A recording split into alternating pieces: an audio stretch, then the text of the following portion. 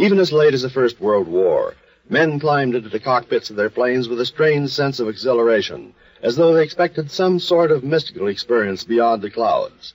And indeed, there is, in the official records of the British Air Force, a story of two men who may well have had such an experience, though what it was, no one will ever know. The two men were Australians, one a pilot, the other an observer. On a morning in the autumn of 1917, they set out in an RE-8 on a reconnaissance flight together with a second plane. 3 hours passed, and then the officer heard the roar of an approaching motor. He stepped out on the field and, shading his eyes from the sun, glanced upward. There was only one plane overhead. He scanned the sky anxiously, but to no avail. The RE-8 was missing.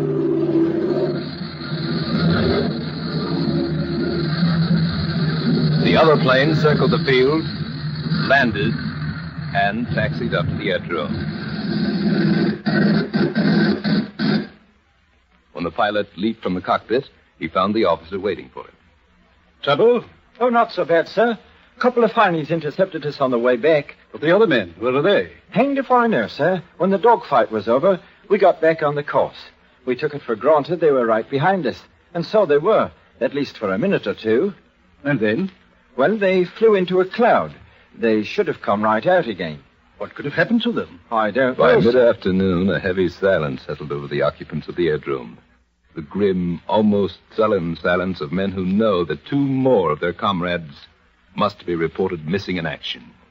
Well, got to send out a call for replacements. They may show up yet, sir. Don't be a fool. Where could they be? That's just the point, sir. There must be some place.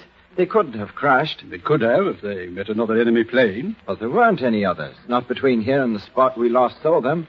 Well, nevertheless, I've... Wait a moment, sir. Look. Look out there. Isn't that an RE-8? And so it was. The missing plane, its wings gleaming in the afternoon sunlight, slowly approached the field. Listen, sir. Can you hear her motor? No, I can't. She's flying dead, sir. And that means trouble. In almost eerie silence, the RE-8 settled slowly toward the earth. She landed smoothly and gracefully, without a jolt, without even a shudder. The men hurried across the field, expecting each moment to see the two Australians climb out of the cockpit. But no one appeared. And when the officer reached the side of the plane, he could see its passengers still sitting quiet and motionless in their places. Where on earth have you... look at them. Good Lord, sir. They're dead. Both of them. What's more, they've been dead for hours. Medical examination served to corroborate the officer's judgment. The two Australians had died not long after they had last been seen. The plane itself had flown on until it was out of gas. And then it had made a perfect landing on its home field. Where it had been in the interim, what had kept it in the air, whether it was by mere coincidence that it had returned to the aerodrome. All of these things are subjects for speculation. Only one thing is certain, that this is a story which so far has defied explanation. A story incredible but true.